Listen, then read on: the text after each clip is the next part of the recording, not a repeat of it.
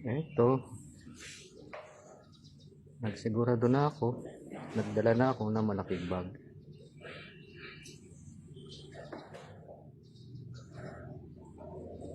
At may binigay na ulit na ayuda. Kinuha ko na ang aking eco bag. At itinago ko na ng ayos ang aking pagkain. Kasi tulad ng dati, iuuwi ko ulit. Pagsasalu-saluhan na lang sa bahay.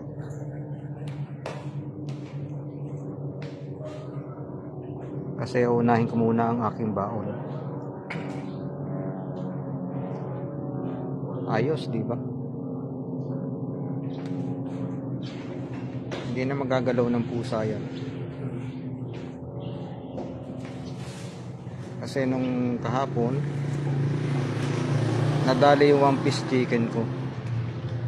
Yung malaki. At eto, inuna kong panghimagas. Nilanta ka na talaga.